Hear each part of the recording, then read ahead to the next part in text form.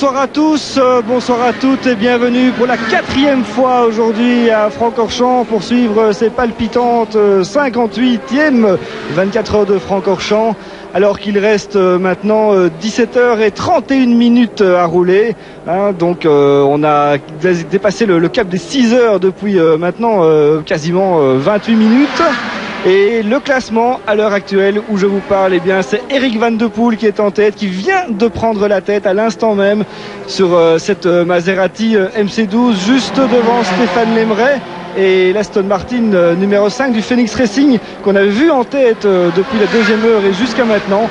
Et 3e position pour une Chevrolet Corvette, c'est celle de Berthelongin, la Chevrolet jaune qu'on voyait tout à l'heure. Alors à côté, nous avons un pilote de la Maserati, un pilote déçu et malheureux puisque c'est Vincent Voss, mais qui va bien pouvoir nous parler de cette voiture-là, la voiture d'Eric Van de Poel, qui est en tête pour l'instant et que l'on voit justement à l'image. Bonsoir Vincent.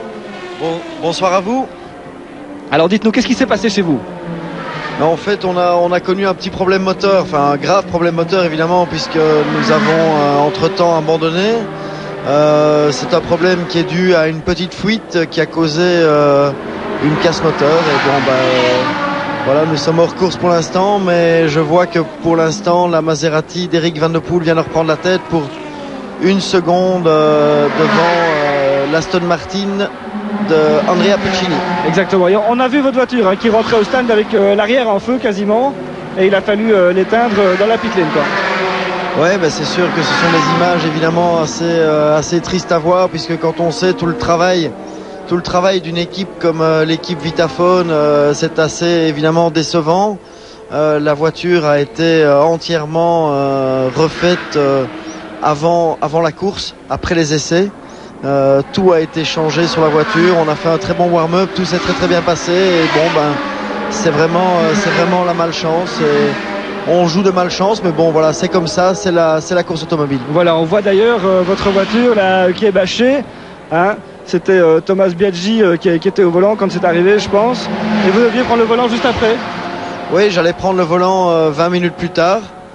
Bon, voilà, ça fera la première fois que j'abandonne ces 24 heures depuis l'édition 2000. Depuis, j'ai quasi été chaque fois sur le podium et c'est assez décevant pour moi, mais d'un autre côté, voilà, c'est le sport. J'avais fait le choix d'une top équipe, j'étais très content de rouler pour cette équipe qui a fait un très bon travail et malheureusement, ça n'a pas porté ses fruits. Voilà, pas de chance. Cela dit, on a vu un début de course absolument fabuleux entre vos deux voitures et la Aston Martin du team Phoenix Racing, piloté notamment par Piccini. Est-ce que cette voiture vous a surpris? Parce que voilà, là on voit votre voiture qui rentre. Bon, on va pas retourner trop le couteau dans la plaie. Est-ce que cette Aston Martin vous a surpris? Non, pas du tout. C'est une voiture que je connais très bien puisque je la pilote dans le championnat LMS, qui est ce championnat qui représente vous êtes leader, d'ailleurs, les on peut 5 le dire. manches de 1000 km où nous sommes pour l'instant en tête du championnat. Donc c'est une voiture que je connais bien. Je sais que c'est une voiture très performante. Maintenant, tous les teams n'ont pas la capacité de la faire marcher, mais on voit qu'un team comme Phoenix, qui est un top team, qui est un team de premier niveau, on voit qu'un team comme Phoenix sait très bien la faire marcher. Andrea Piccini est un excellent pilote, bien évidemment. C'est lui qui a réalisé la pole. Marcel Fassler aussi. Marcel Fassler est le pilote qui a réalisé la pole dans la Courage Swiss Spirit aux 1000 km de Spa. Ce sont deux top pilotes et évidemment ce n'est pas très étonnant de les voir aux avant-postes. Maintenant je crois que je donnerai quand même une préférence pour la voiture d'Eric Van de Poel, Andrea Bertolini et Michael Bartels, qui ont eu des petits problèmes en début de course suite à des choix de pneus un petit peu difficiles. La température est un petit peu montée, un peu plus qu'on ne le pensait pendant l'après-midi. Mais maintenant on voit que la voiture est de nouveau très compétitive. On voit qu'il a repris la tête. Maintenant il a 2 secondes d'avance. Évidemment 2 secondes sur une course de 24 heures, ça ne représente pas grand chose. Oui, l'écart le plus grand que vous avez eu, c'était 22 secondes tout à l'heure. On suivait ça effectivement minute par minute. Et puis là maintenant vous avez effectivement pris la tête. Bon, c'est Stéphane Lemray qui est au volant. Il a remplacé Marcel Fassler, et puis avant ça c'était Piccini. Donc c'est pas le pilote le plus rapide de la voiture non plus, même si on voit qu'il tourne en 2,20, ça c'est quand même un tout au bon temps. 4e, 3e au classement général pour l'instant, une Corvette, la Corvette belge, Ça nous fait assez plaisir avec votre copain Kurt Molekens, Anthony Kumpen. Belge. Ça nous fait assez plaisir avec votre copain Kurt Molekens, Anthony Kumpen. On la voit à l'écran d'ailleurs. Et ça, cette voiture, on la voit aussi peut-être gagner ou en tout cas être sur le podium. Hein. Oui, tout à fait. C'est une voiture qui a un réel potentiel. C'est une voiture qui a tout pour gagner. Elle a les pneumatiques, elle a les performances, elle a vraiment tout ce qu'il faut.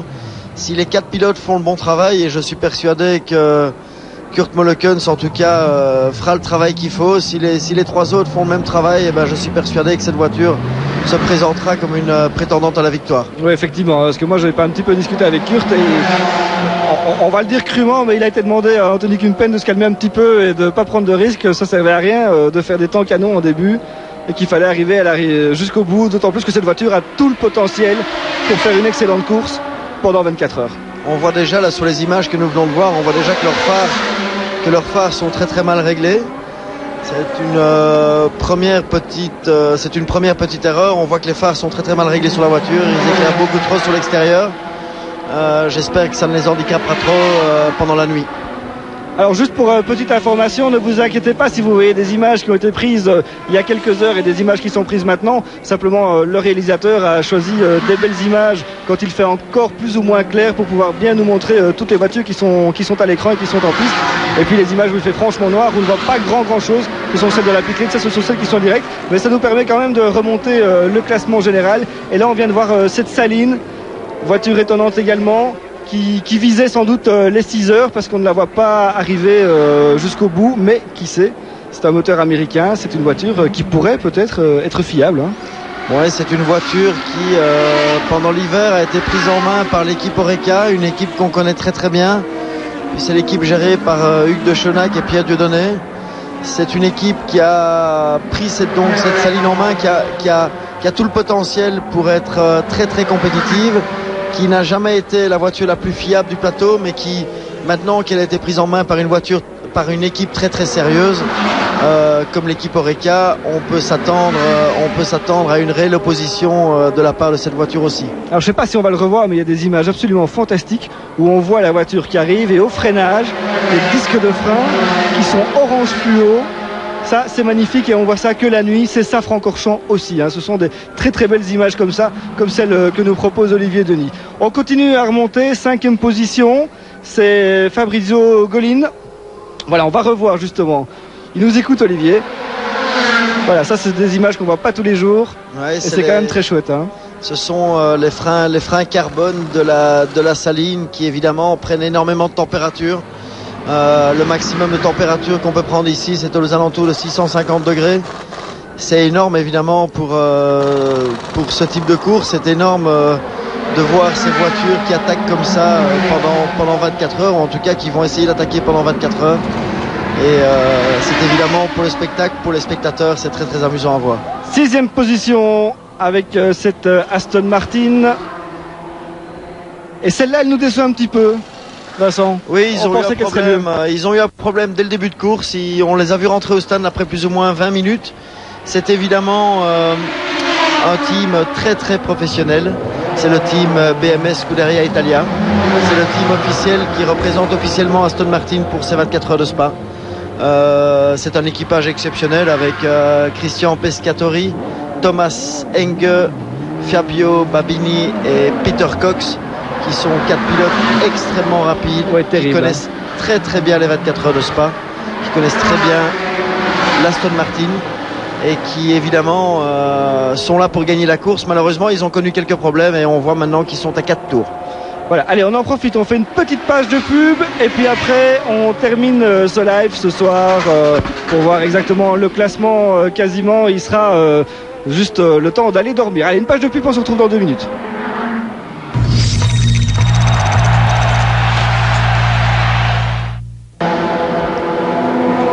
Voilà, et on est de retour à Francorchamps avec ces images magnifiques du Raidillon, la nuit, toute la magie du circuit. Et c'est quasiment la seule partie qui est éclairée, puisque tout le reste, ça se fait dans le noir avec les phares. Le classement, on vient d'en parler avec Vincent Voss, notre consultant, qui est toujours là. Et ça nous permet d'arriver à la 7e position où là on trouve bien les premières GT2 avec notamment ces deux Ferrari 430 étonnantes, la 59 et la 58. C'est celle de Stéphane Ortelli et celle de Mika Salo, des voitures qui font une superbe course, hein, Vincent. Oui, tout à fait. Bon, 7e et 8e pour des GT2, évidemment, c'est pas tout à fait étonnant. Il y a eu quelques abandons dans les GT1. Ils sont quand même à 8 tours. 8 tours, c'est assez énorme déjà comme gap. D'un autre côté, on voit aussi, désolé de te couper comme ça, mais on voit aussi que Stéphane Lemray vient de reprendre la tête devant la Maserati d'Andrea Bertolini. Tout à fait. Et c'est dommage qu'on n'ait pas pu voir l'image. Mais donc c'est chaud entre ces deux pilotes, puisque Van de Poel maintenant est à 4 dixièmes, hein, donc les deux voitures roulent ensemble côte à côte. Et alors quand on continue notre petite tournée dans le classement général, comme ça vous saurez à peu près tout, hein, après les deux voitures du GT1, celle d'Ortelli et de Mika Salo, eh bien on trouve cette fameuse Porsche qui est en groupe national, qui est celle de Sacha Massen, une Porsche quasiment officielle, et qui est à la 9e place. Oui, tout à fait. Donc Sacha Massen qui est un des pilotes officiels Porsche. Sacha Massen qui a pris la tête de ce groupe 2, mais d'un autre côté ça veut pas dire grand chose non plus. Elle est là pour se battre avec les Ferrari 430, celle de Rui Aguache et de Matteo Bobbi. C'est une voiture qui est dans la réglementation GT2, mais qui n'est pas encore homologuée. Tout à fait, on a expliqué ça tout à l'heure. C'est la raison pour laquelle elle est en groupe 2, je crois. C'est la raison pour laquelle elle n'est pas dans la même catégorie, mais c'est Porsche qui a décidé de sortir sa nouvelle voiture pour concurrencer justement cette Ferrari 430 pour l'année prochaine. On la voit justement. Et vous la voyez, hein. Magnifique voiture, très bien conduite et qui va effectivement très bien. Ils étaient 12e et 13e après les essais qualificatifs. Inutile de dire que le potentiel de cette voiture est assez impressionnant. Alors on va un petit peu s'intéresser à nos autres amis belges, hein. 17e position, on trouve Marc Gossens avec notamment Marc Duet également, et le célèbre duo Lambert et Lefort. On trouve on a oublié entre-temps Vincent Rademacher, c'est vrai, sur la Corvette numéro 36 qui est 11e, qui est 11e, et Frédéric Bouvy qui est 12e sur l'autre Corvette, voiture qui a éclaté un pneu tout à l'heure et qui a dû faire une petite sortie de route. C'était Jos Menten qui était au volant, alors que tout à l'heure, quand on vous en parlait avec Frédéric, il était 6e. Maintenant ils sont retombés à la 12e position. On va s'intéresser à la famille Martin également, puisque vous savez que Maxime le fils et Jean-Michel le père sont tous les deux dans la course. Alors Maxime, il est 24e et il est premier du groupe national sur cette Porsche. Et son papa, Jean-Michel Martin, lui il est à 35e et il est quasiment à 16 tours du fiston. Ça c'est un petit peu étonnant aussi.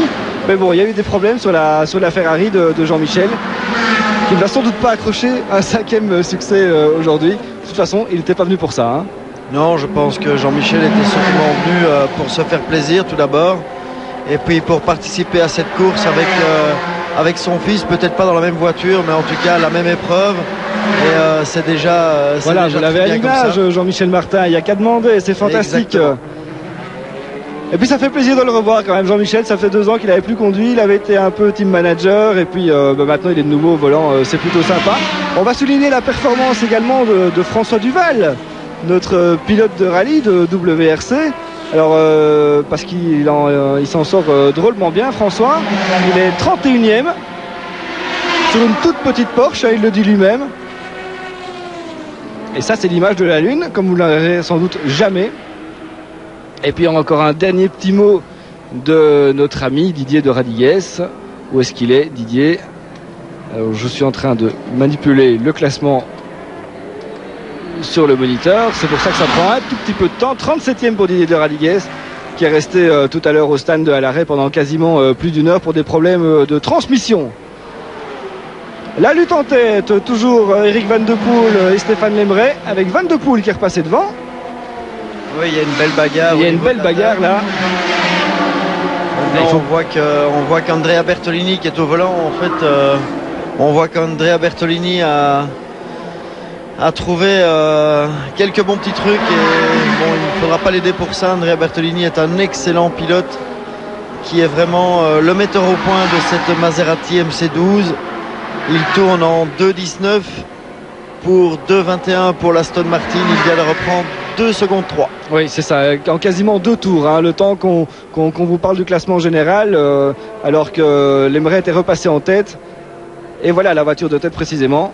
Il faut quand même souligner aussi que les deux voitures de tête tournent beaucoup plus vite que le reste de la meute, puisque les deux voitures de tête roulent régulièrement en 2,19, 2,20 et que le reste de la meute tourne facilement en 2,22, 2,23, 2,24. Oui, c'est ça, quasiment 1 à 2 secondes au tour plus rapidement. Voilà Eric Van de Poel, Andrea Bertolini et Michael Bartels.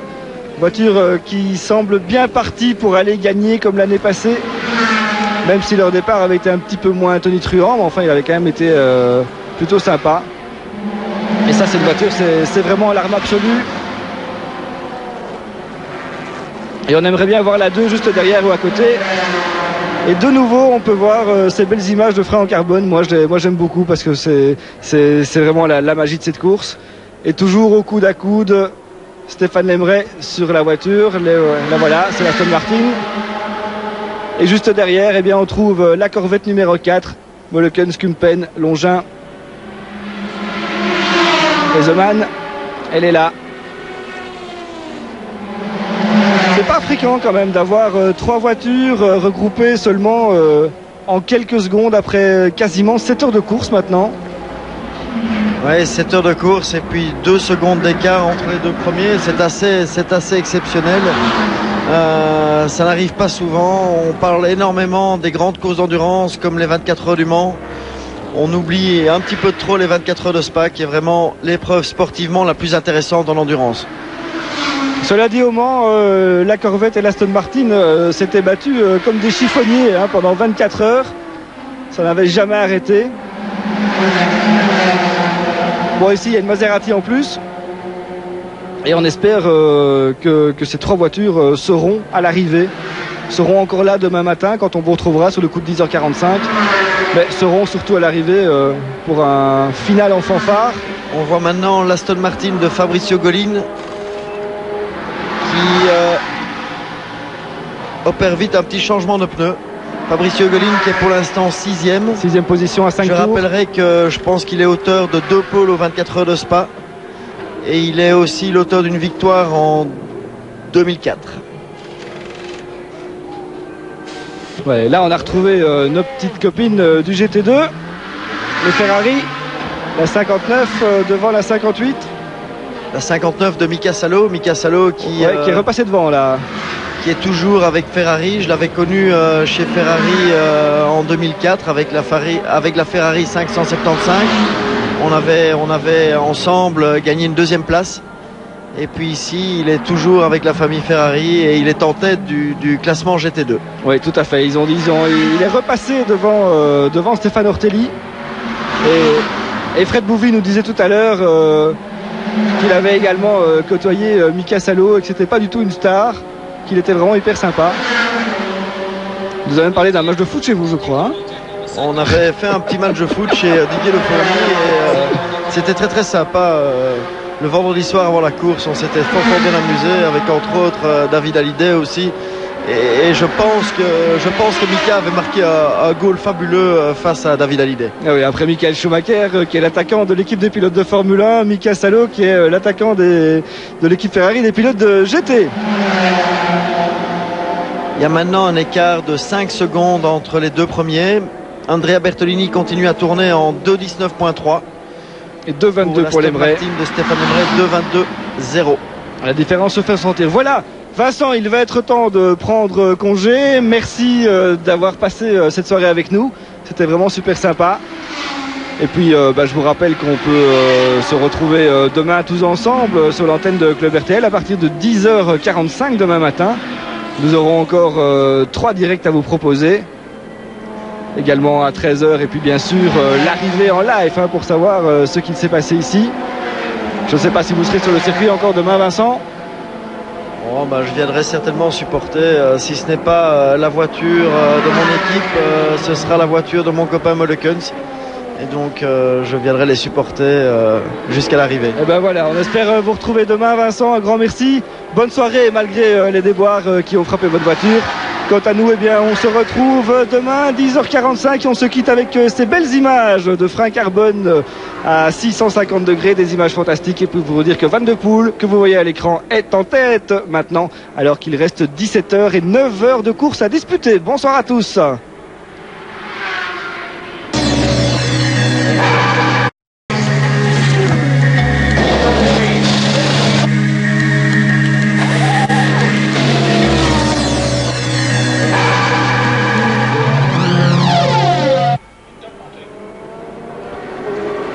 Bonjour à tous, bienvenue, bon dimanche, bienvenue au Proximus 24 heures de Spa.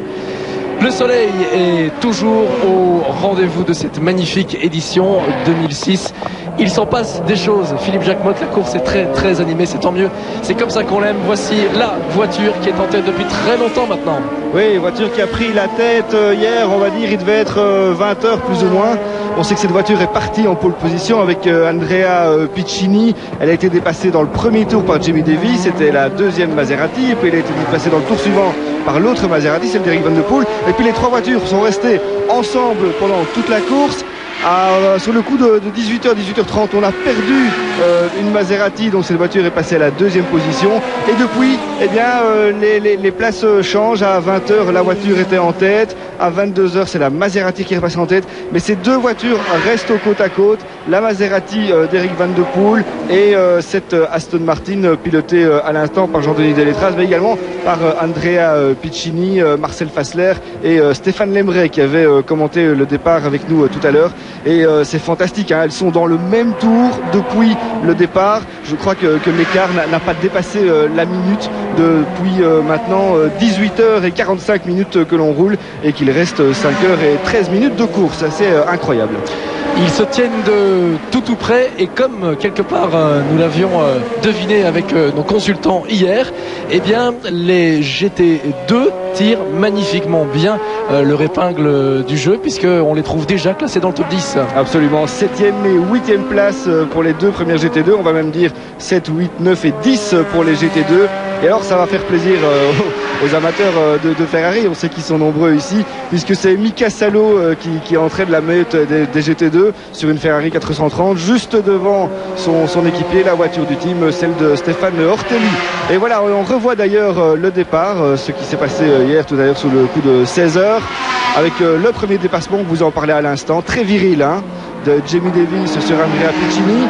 Les voitures ne se sont pas touchées, mais c'était quand même limite. Et on voit dans le stade, ils sont très contents. Et puis ça, c'est la voiture de Vincent Voss qui rentre en flamme. Il était juste avant 18h, 18h20 plus ou moins. Et on sait que cette voiture ne repartira pas, puisque au petit matin, enfin cette nuit plutôt, ils avaient tout nettoyé, mais la voiture n'est pas repartie. Ça, c'était la voiture de Jos Menten, qui a eu un gros souci, un pneu éclaté et qui s'est retrouvé le long du rail, mais la voiture est repartie, hein, tout bonus pour Frédéric Bouvy.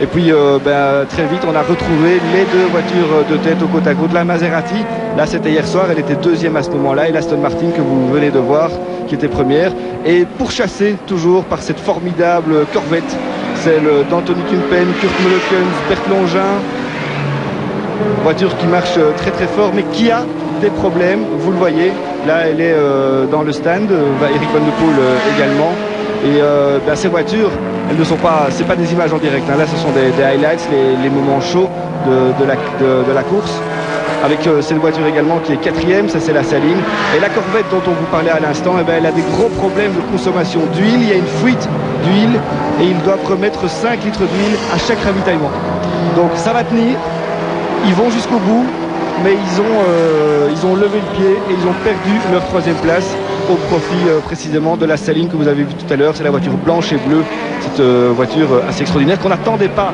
à pareille fête, mais qui est toujours là. Et puis cette Aston Martin là se porte très très bien, merci pour elle, celle de Fabio Babini, le numéro 23 qu'il partage avec Pescatori. Elle est en 5e position derrière justement la Corvette jaune d'Anthony Kumpen et 4 tours les séparent, donc même si la Corvette a levé le pied, elle a 4 tours de bonus par rapport à son plus proche poursuivant. Voilà, les voitures de Babini qui avaient démarré lentement, hein. Pardon, ils ont eu des petits soucis en début de course, mais finalement ça va.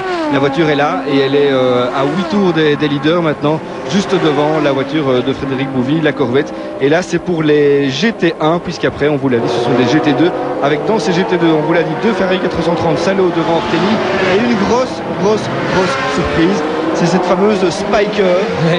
l'équivalent de la gilet Vertigo, mais version néerlandaise. Hop là. C'est très chaud ça. Oui, ça c'est très chaud. C'est la voiture de Didier de Radigues. Non, c'est pas elle. Autant pour moi. Qui ne voit rien, qui ne voit pas la voiture, qui ne voit pas la Maserati. Et c'est Van de Poel qui est au volant. C'est incroyable. Il va 20-25 km/h plus vite. Incroyable. Voilà, il y a un petit coup de phare du pilote de la Ferrari qui est pas très content, mais je pense que Van de Poel pourrait lui rendre l'appareil, parce que là on a frôlé la correctionnelle en tous les cas. Oui, et ce sont tout de suite autant de secondes énormes perdues, un dépassement que l'on veut faire dans la descente des stands dès qu'on arrive à réussir qu'au-dessus du raidillon, c'est vraiment beaucoup de temps perdu. Et voilà Mika Salo justement, qui est 7e au général, et vous allez le voir, leader en GT2. Très bonne voiture, très bien pilotée également. Calmement, hein, à son rythme, à leur rythme, c'est la course parfaite hein, qu'ils réalisent pour l'instant. Ils ne peuvent pas être plus haut au classement général ni au classement des GT2. Ils sont bien placés. Ils pourraient profiter des ennuis des autres voitures, puisqu'il reste évidemment beaucoup d'heures de course, et qu'on le sait, une épreuve comme celle-ci n'est jamais gagnée avant la dernière seconde. Oui, et puis il y a surtout une bataille de prestige, parce que on vous l'a expliqué, il y a 2 Porsche qui sont là. Ce sont 2 Porsche quasiment officiels, des 997 qui ne sont pas encore homologuées, donc elles ne roulent pas en GT2, mais normalement elles devraient rouler dans cette catégorie. Ce sont les Porsche du futur qui sont là. Et c'était la grosse bagarre entre Ferrari et Porsche, même si officiellement elles ne sont pas dans la même catégorie, réellement elles le sont. Et les pilotes Ferrari, et notamment cette écurie quasiment officielle également, voulaient absolument être devant ces 2 nouvelles Porsche, dont la première finalement est pas si mal classée. Elle est 11e, c'est la 111 de Sacha Bernard. Mais voilà, elles sont derrière, les Ferrari sont devant. Et je trouve que du côté de la Scuderia, on doit être très content, puisqu'il y a 2 voitures devant ces Porsche soi-disant officielles, mais pas encore homologuées. Donc pour l'instant les Italiennes tiennent le bon bout. C'est vrai que les Ferrari dans les épreuves d'endurance ces dernières années n'arrivaient plus vraiment à briller, que la Porsche restait la voiture de référence. Ça y est, en 2006, les rôles sont inversés. Vous avez vu furtivement tout à l'heure, à la tombée de la nuit, la voiture de Jos Menten plaquée contre le mur des pneus du double gauche. C'est amusant, avec le recul en tout cas, c'est amusant ce qui lui est arrivé, puisque effectivement il n'a pas eu d'autre choix que d'aller faire mourir la voiture contre le mur sans trop l'abîmer. Il est sorti de la voiture, il était bloqué contre ce mur. Et à l'image. Et voilà précisément cette Spiker qui est pour l'instant, je regarde mon classement. Le numéro 80, elle est 9e. Elle est 9e au général. Et là, la voiture est rentrée dans le box. Ouais. Apparemment, il y a peut-être un petit souci. Capot ouvert. Mais bon, c'est pas dramatique, hein. Ils sont là un peu pour faire la fête aussi. Donc je reviens à mon histoire de Jos Menten. Il sort de la voiture. Ça sent l'abandon. Ensuite, la voiture de sécurité vient l'extraire du mur de pneus. À ce moment-là, il remonte dedans. Il met contact, il repart. Il fallait juste la débloquer un tout petit peu du mur de pneus. Donc on a cru l'espace d'une minute que c'était l'abandon. Et bien non, il a pu la ramener au stand. Et justement au stand, la voiture numéro 62. Mario Franchitti au volant. Voiture qu'il partage avec Nathan Kinch et Andrew Kirkcaldy. Voiture qui a longuement été en tête du GT2 hier. GT2, c'est la petite catégorie des GT, la division 2 si vous préférez. Voiture qui a touché quelque chose hier et qui est rentrée avec une roue un petit peu abîmée, mais ça va, ils ont pu réparer. Ça, c'est la voiture de tête. Jean-Denis Delétraz, Stéphane Lemray, Andrea Piccini, Marcel Fassler. Et ça s'est passé à la chicane. Oui, ils ont vraiment loupé leur virage là, manifestement. Ah, ils ont oui. loupé le freinage et ils ont tiré tout droit dans l'herbe. Bon, à cet endroit-là, c'est pas trop grave. Une petite information à propos de cette voiture, on nous l'a dit, il semblerait que le volant ait un petit peu bougé. C'est gênant. C'est pas leur première sortie, ils sont déjà sortis une fois tout à l'heure. Et apparemment, il y aurait eu un petit déplacement de la colonne de direction, ou en tout cas le volant qui est légèrement tordu, ce qui rendait le pilotage un petit peu délicat. Mais bon, pas de panique, hein, cette voiture tourne en 2 minutes 24. Un petit peu plus lent par rapport à hier, mais bon, c'est le petit matin, c'est normal. Et puisqu'elle est capable de rouler en 2.19, hier soir elle roulait en 2.19. Mais vu que Eric Van de Poel tourne en 2.26, c'est pas dramatique pour l'instant, mais c'est vrai que si le volant est un petit peu de travers, ça ne va pas faciliter les choses. En tout cas, on est quelque part de tout cœur avec cette Aston Martin, puisqu'elle est notamment pilotée par un Belge, Stéphane Lemrey, qui mérite vraiment sa première victoire aux 24 heures, lui qui a tant brillé dans tant d'épreuves, alors que là c'est une Ferrari 430 qui est dans le bac. C'est Tim Mullen, la numéro 63. Il était 17e et là il est bien planté dans le bac. C'est d'après les combes, je pense. Oui, c'est ça, c'est à la sortie des combes. Ah oui, là il était se planter dans les pneus. C'est très bizarre comme sortie de route. Il a tiré tout droit.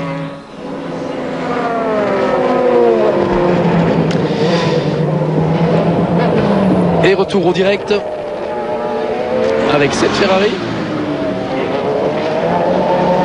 Alors pour tout vous dire, j'ai renversé ma tasse de café, ce qui m'a quelque peu perturbé alors qu'on commence cette course. Bon, bah, qu'est-ce que vous voulez, c'est ça, hein, c'est le direct, c'est les 24 heures.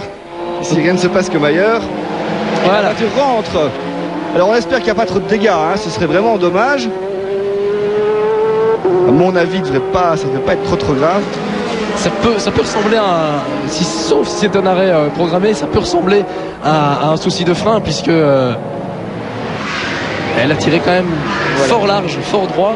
Et c'est le 20e arrêt de cette voiture, alors que la Maserati en a son 18e. Bon, apparemment les mécaniciens n'ont pas l'air de trop s'affoler. C'est Jean-Denis Delétraz qui était au volant, vous le reconnaissez, avec le drapeau suisse sur le casque. Il sort.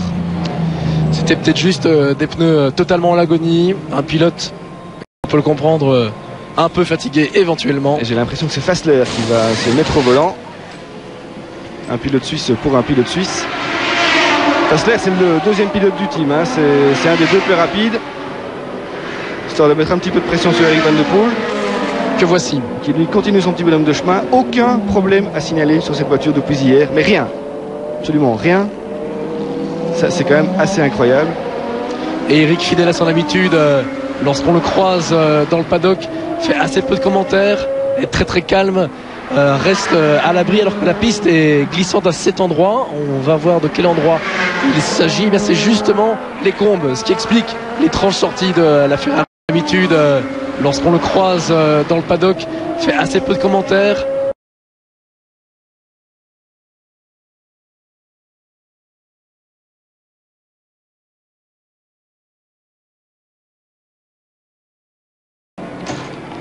Donc il n'y aura pas de Martin à l'arrivée. Dommage parce que c'était deux. La 62 remonte en piste. Et elle aussi a connu un souci cette fois, c'est au pif-paf. Pif-paf de Malmedy. Et la piste a l'air super sale. Bon, il y a tout qui joue, hein. Il y a la fatigue, il y a le soleil qui est revenu. Beaucoup de gomme évidemment, hein, beaucoup de dépôts, beaucoup de crasse sur la piste. Si l'on additionne toutes les séances d'essai, les courses annexes, plus évidemment les heures de course depuis hier 16h, la piste, comme vous le voyez, est par endroits endommagée. La preuve par l'image.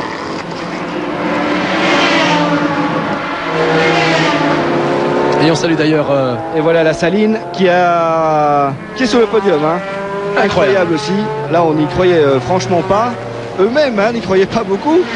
On nous avait dit oui, on va viser les 6 heures, peut-être les 12 heures, puisque au championnat on est quand même en lutte. Cette voiture a quand même gagné une course en Tchéquie.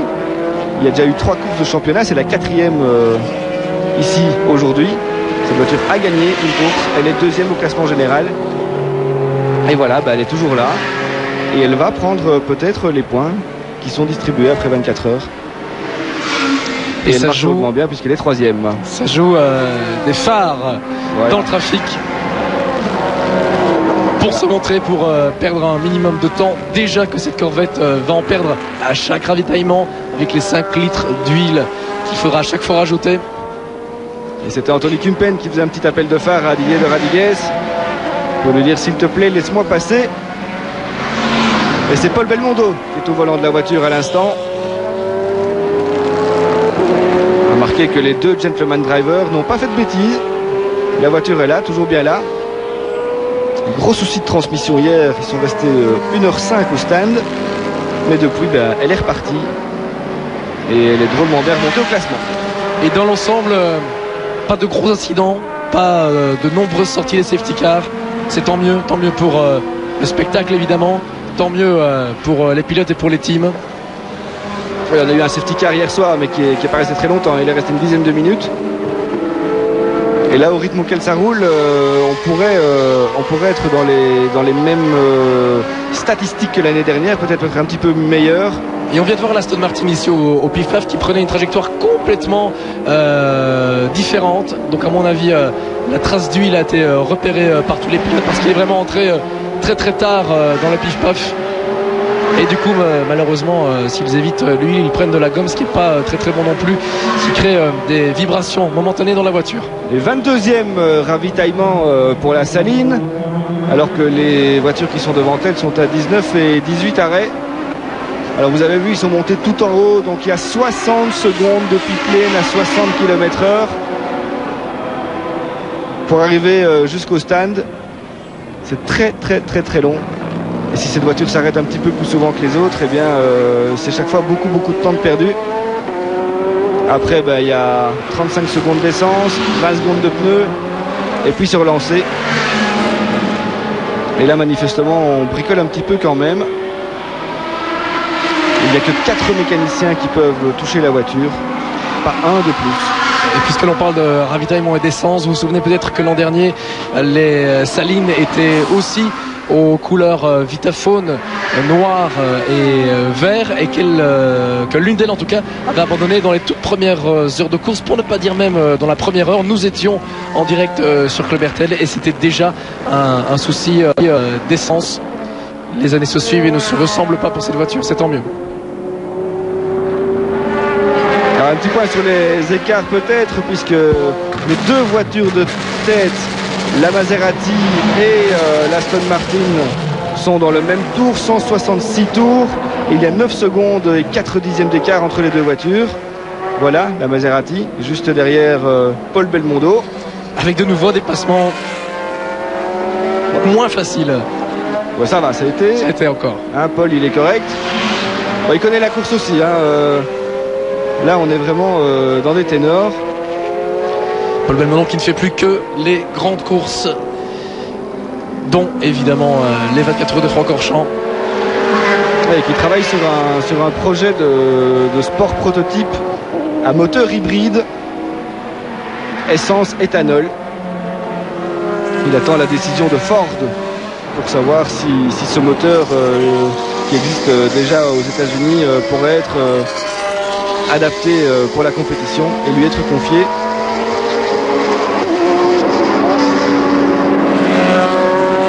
On l'a vu, en 24 heures du Mans, tout le monde arrive avec du diesel. Peugeot annonce qu'ils vont faire peut-être de l'hybride également, puisque Audi a déjà gagné en diesel, donc ça ne sert à rien d'être le deuxième à venir avec une voiture diesel. Et Paul Belmondo, eh bien lui, il part sur ce projet de motorisation hybride, en tout cas pour ce qui est du carburant. Donc l'innovation technologique est en marche, et on sait qu'au Mans, c'est quelque chose que les organisateurs affectionnent tout particulièrement. C'est peut-être les voitures de demain qui se préparent. C'est évidemment l'avenir, c'est évidemment écologique.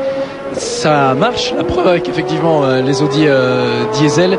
Seul souci, c'est dommage, nous qui aimons le sport mécanique en tant que spectacle, c'est que le diesel, le bruit des moteurs diesel, malheureusement, ça le fait pas. C'est peut-être le seul bémol. Oui, mais si ce n'est que ça, ils trouveront certainement une solution. Puisque je vous rappelle qu'il y a des voitures qui ont une option bruit ou pas bruit. C'est le cas notamment des Porsche 996. Il y a un petit bouton sur le tableau de bord où vous pouvez choisir que la voiture fasse de bruit ou non. pourquoi ne pas adapter ça à la compétition aussi.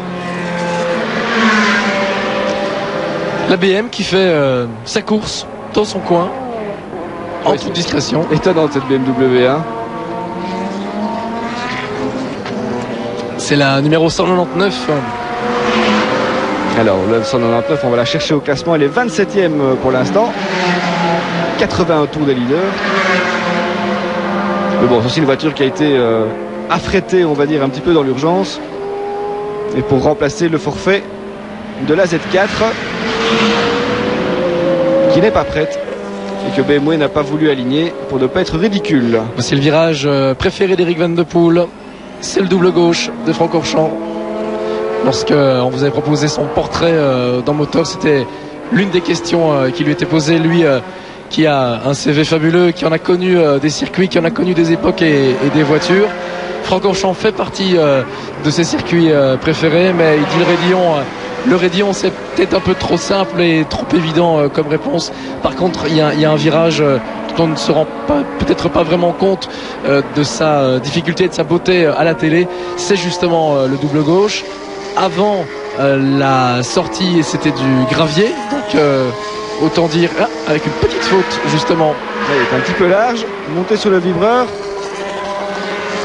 Mais c'est pas dans le double gauche. Donc avant le double gauche, c'était du bac, c'était du gravier, donc il fallait surtout pas louper son entrée si on voulait sortir intact. Et malheureusement aujourd'hui c'est du bitume, donc on peut se louper, revenir sur la piste. Pas de dégâts pour les hommes et les voitures, mais du coup l'aspect courageux du pilotage dans ce virage a fortement disparu. Alors, le double gauche avec cette voiture, c'est vrai que ça doit être assez fantastique parce qu'elle est littéralement collée au sol par une aérodynamique très travaillée.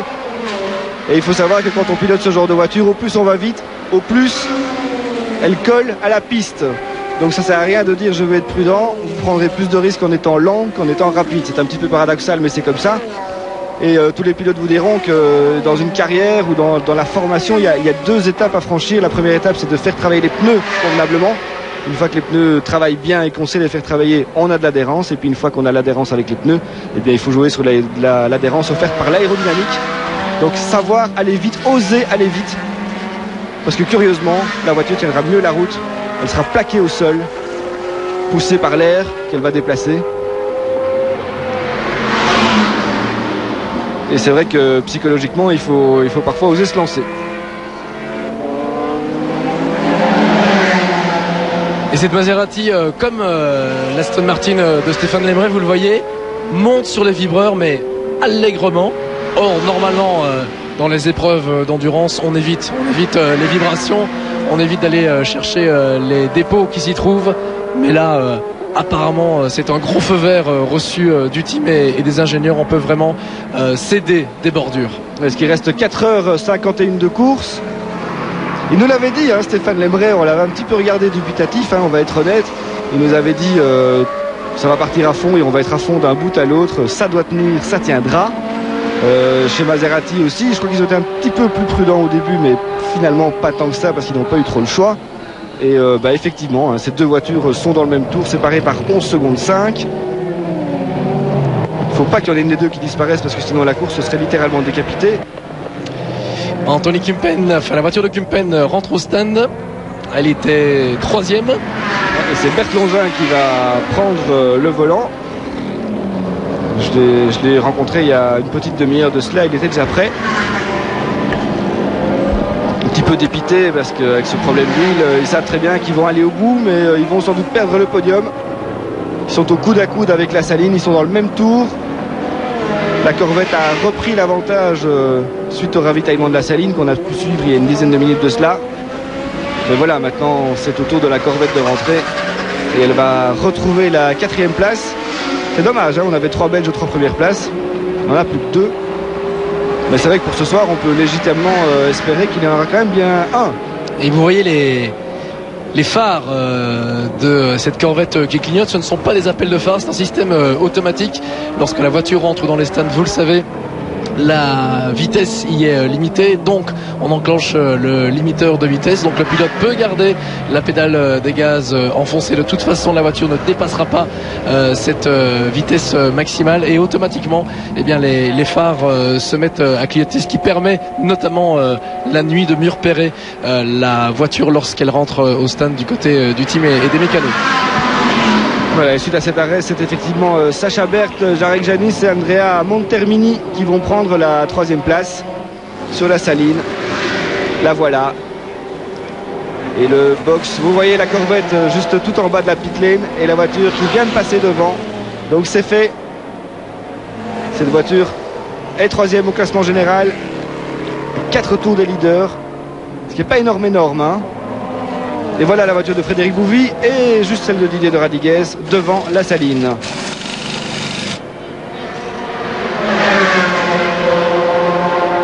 Paul Frère, toujours là, fidèle. Une légende vivante du sport belge.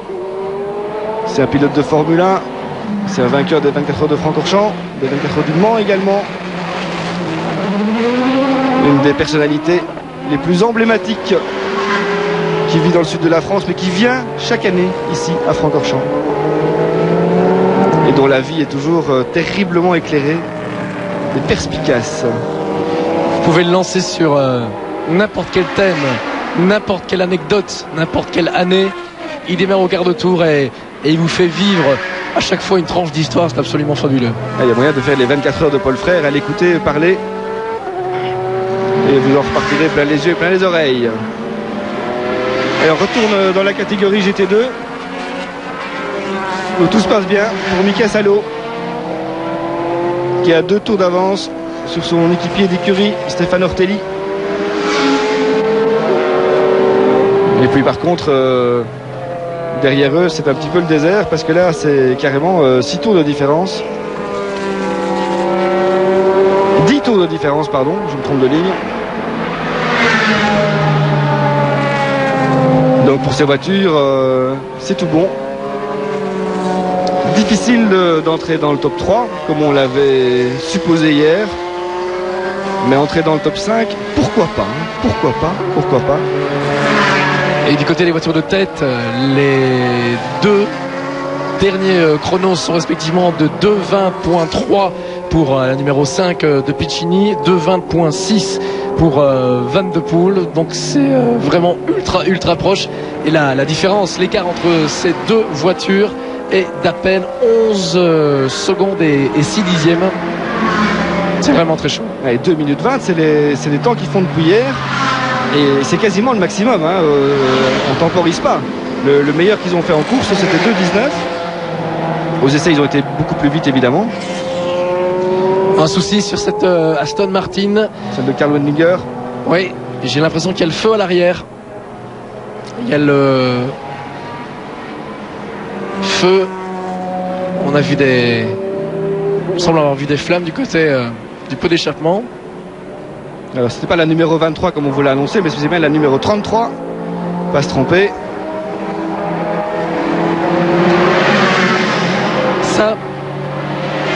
Ça sent l'abandon. Elle est quand même particulièrement lente, oui. Clairement. Elle ne va pas très vite, effectivement. Son 18e pour l'instant, Karl Wendlinger. Alors normalement, le team a les mêmes images que nous, a dû communiquer, si ce n'est déjà repéré sur la télémétrie, ce gros souci à l'arrière, et a dû communiquer les informations on pilote. Du côté des services d'intervention, on est prêt. Oui, parce que si la voiture prend feu en une fois, il faut réagir, mais je pense qu'il est peut-être en train d'arroser la piste avec de l'huile. On se souvient en championnat BTCS il y a quelques semaines de cela, l'Audi A4 silhouette du Bois Racing, alors que c'est très chaud dans les dépassements ici. C'est la 23 et il a dû faire sa place, hein. Oui. Donc l'Audi de Franz Dubois, piloté par Emroul et Verbergt, est parti en fumée en quelques secondes à peine. La voiture était tout simplement bonne pour la casse. C'est vraiment le feu en course automobile. On l'a vu hier encore avec la voiture de Vincent Voss, la Maserati. Il faut vraiment y tenir une grande attention. Voilà, et faites attention à cette voiture, c'est celle de Fabio Babini, parce que si jamais la Corvette devait quand même lâcher à cause de ses problèmes d'huile Et si jamais la Saline devait quand même connaître une panne, parce que c'est pas exclu, on ne sait pas si cette voiture peut tenir 24 heures, eh bien c'est elle qui serait sur le podium.